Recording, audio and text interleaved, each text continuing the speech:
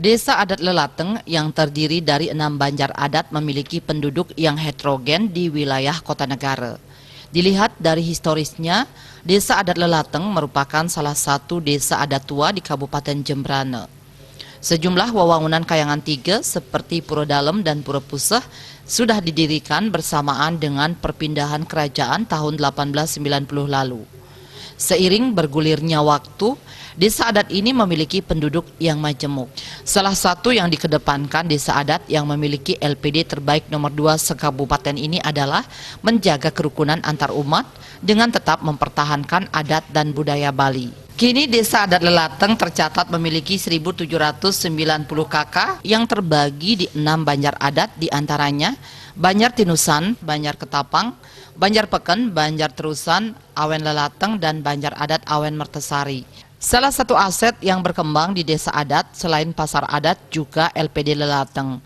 Adanya program Nangun Satkerti Loka Bali menuju Bali era baru yang digulirkan Gubernur Bali Wayan Koster, desa adat Lelateng mengucapkan terima kasih karena sangat terbantu dan menambah kepercayaan diri untuk mengelola desa.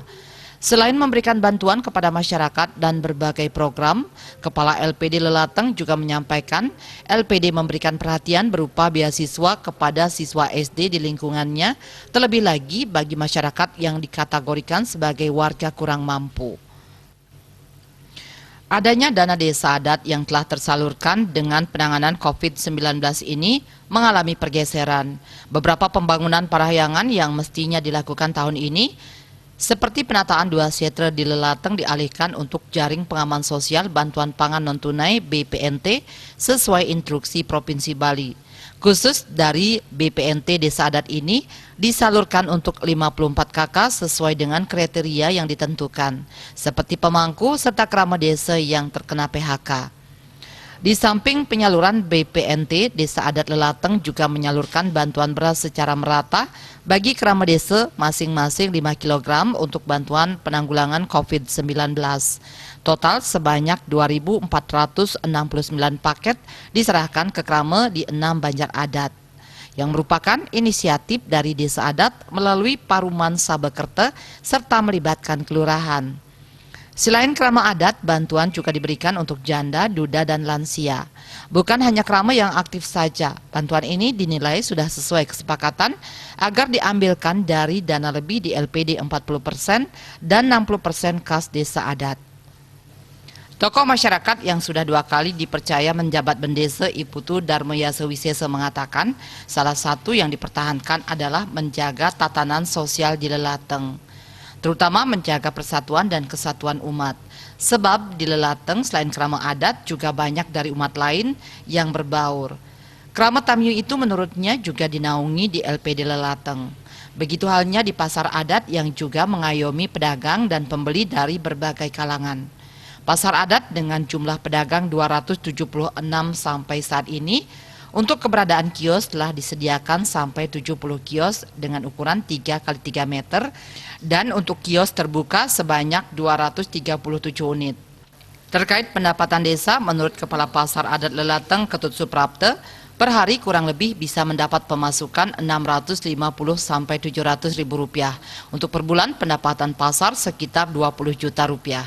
Dari pendapatan tersebut kemudian dibagi menjadi 2, yakni 50% untuk biaya operasional desa dan 50% lagi diserahkan ke desa adat. Di dalam menjaga keharmonisan antar umat sangatlah penting dan berupaya untuk tetap terus dijaga. Kedepan menurut Bendesa Adat Lelateng masih banyak yang perlu dilakukan desa adat untuk menjaga eksistensi adat dan budaya Bali. Terlebih Lelateng merupakan salah satu desa adat tua di Jembrana. Sangat penting mempertahankan tatanan yang sudah terjaga sejak puluhan tahun.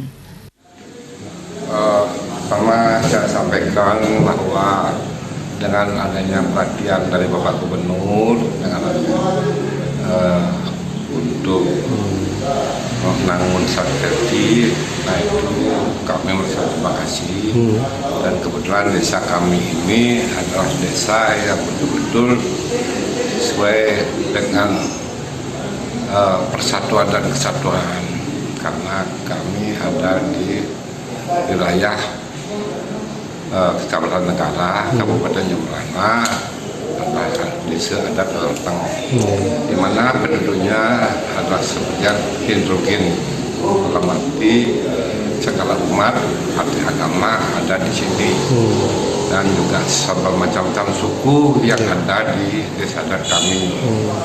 Maka dari itu kami juga terima kasih kepada masyarakat kami yang ada di desa adat Lelateng ini sudah bisa mempertahankan persatuan dan kesatuan umat dalam hal ini baik agama Hindu, agama Islam, Buddha, Kristen, dan Konghucu yang ada di desa kami, desa Lelateng.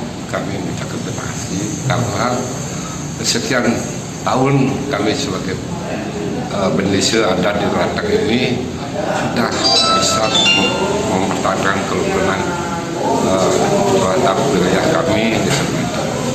Nah, mengenai kemajuan pasar dan negara gede pun juga berkat kebersamaan dan persatuan segala umat yang ada di desa kami, sehingga kami sebagai pengayah pelaksana di dalam desa ini bisa menerapkan apa yang diprogramkan oleh Bapak Gubernur itu bisa kami laksanakan. Dan kami sampaikan ke Bapak Gubernur terima kasih atas perhatian Bapak terhadap desa dan semua yang ada di Bali ini. Dengan sendirinya kami bisa lebih mantap atau melaksanakan apa yang di program dari Bapak Gubernur. Kami akan berusaha apa yang ditugaskan, kami berusaha dengan sebaik-baiknya. Mengingat kami adalah desa yang berbaur dengan segala umat dan segala suku, semoga bisa memperolehkan NKRI. Ketua Satgas Gotong Royong Desa Adat Lelateng Ana Agung Made Antara Kusuma mengatakan, di dalam menjaga keharmonisan antar umat sangatlah penting dan berupaya untuk tetap terus dijaga. Kedepan menurut Bendesa Adat Lelateng masih banyak yang perlu dilakukan desa adat untuk menjaga eksistensi adat dan budaya Bali. Terlebih Lelateng merupakan salah satu desa adat tua di Jembrane. Sangat penting mempertahankan tatanan yang sudah terjaga sejak puluhan tahun untuk kegiatan penanggulangan COVID-19 sesuai dengan protap yang ditentukan. Termasuk untuk BPNT telah dialokasikan untuk 54 KK dan dilakukan seleksi langsung dari desa adat. Selain kegiatan penyemprotan disinfektan, desa adat juga konsen terkait demam berdarah, sehingga disediakan penyemprotan fogging untuk di sekitar desa untuk antisipasi. Pelaksanaan pemberian sembako untuk dana dari provinsi, nah ini kita betul-betul melaksanakan pemberian sembako itu dengan dasar yang sudah diberikan oleh Bapak Gubernur, yaitu diklat yang sudah disampaikan oleh Bapak Gubernur.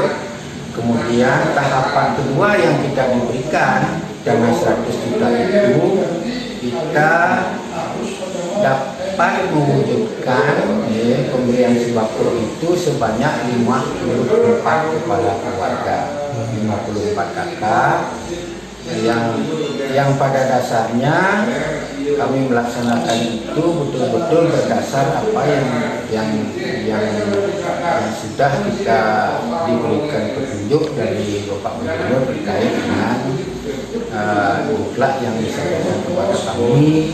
Walaupun di dalam hal ini ada keterlambatan dari Desa Adat Lelateng, karena kami ingin melaksanakan ini di awal daripada pemberian sembako ini supaya betul-betul kita bisa melaksanakan dengan baik, kemudian dengan pelaksanaan pemberian yang betul-betul terarah, ya, dengan betul-betul terarah supaya tidak nantinya bermasalah, karena di sini sembako itu diberikan selama 3 kali, ya, bulan Mei, Juni, makanya di awal ini walaupun kita terlambat tapi kita tetap melaksanakan di dalam bulan Mei. Surya Dharma melaporkan.